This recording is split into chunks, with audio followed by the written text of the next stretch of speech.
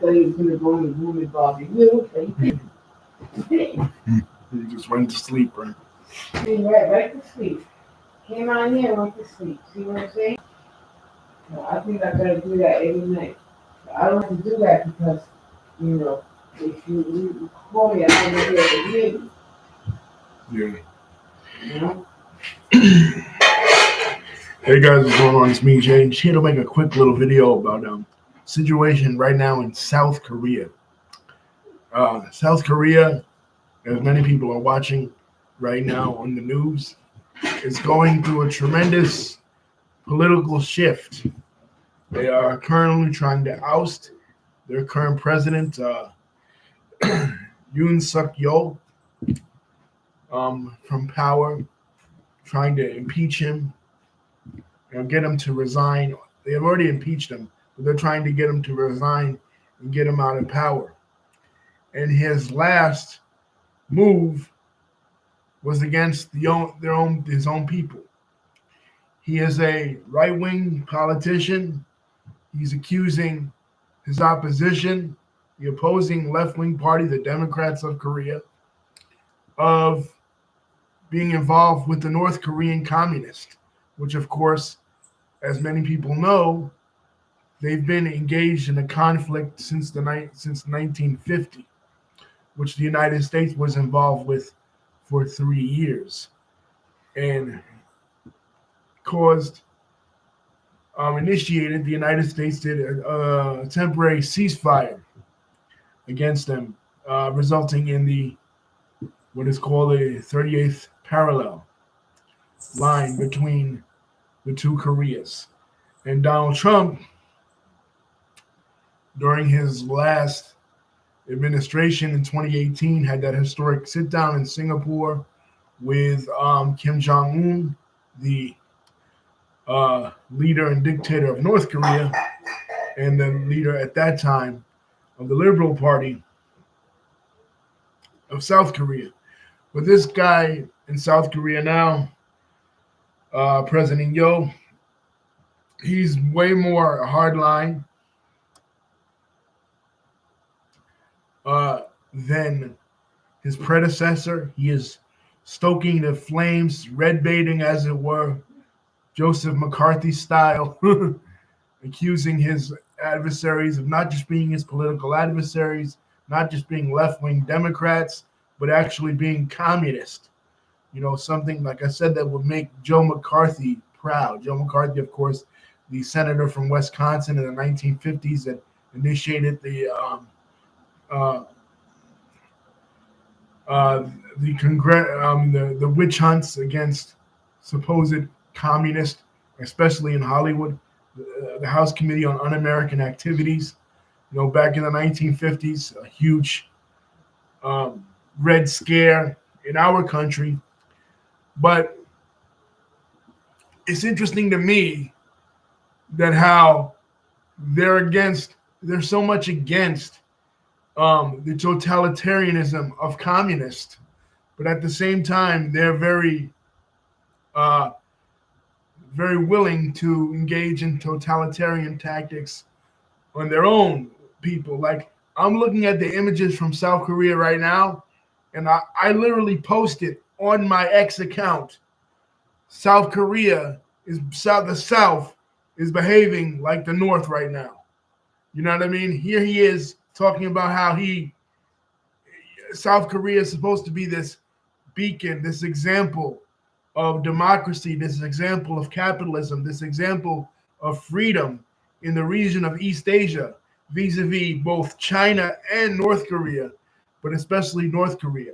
Just like Taiwan is supposed to be vis-a-vis the People's Republic of China, right? They're supposed to be our allies. They're supposed to represent the exact same values that we represent in upholding fair and free elections, and upholding democracy, and upholding will of the people, and upholding freedom, most of all. And the thriving economy, the members of the Asian Tiger community that includes Japan and Taiwan and Singapore in that part of the world. But here they are behaving exactly like their northern counterpart, using the strong arm of the government to stifle the voice of the people.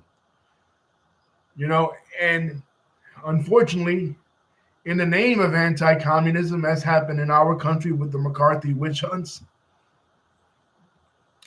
and has happened even during World War II.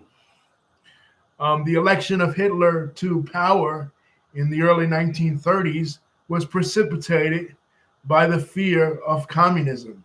It was right after 1917, right after the Bolshevik takeover of Russia, and many countries in Europe were fearful of the Red Menace, as it were, communism taking over their countries. So they were willing to give themselves over to another form of totalitarianism in order to prevent it. But in South Korea, that doesn't seem to be happening. People don't seem to be willingly wanting to give themselves over to this guy, President Yo. They seem to want to oppose him, but he seems to want to keep himself in power for as long as he can by imposing his will on his people.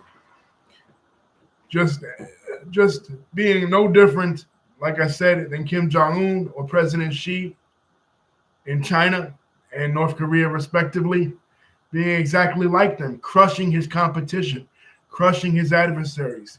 No doubt when President Trump gets in power on January 20th, I wonder what he'll have to say about this. He'll probably admire President Yo for the President Yo's use of martial law. Of course, martial law has been declared several times in our country, especially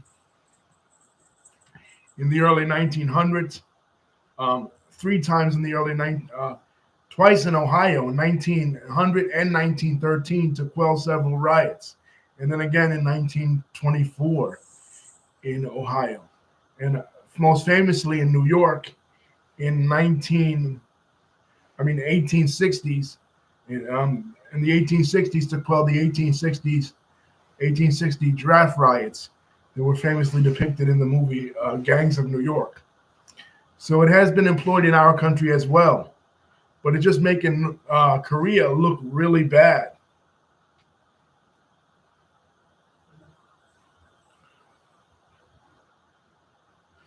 On the world stage right now.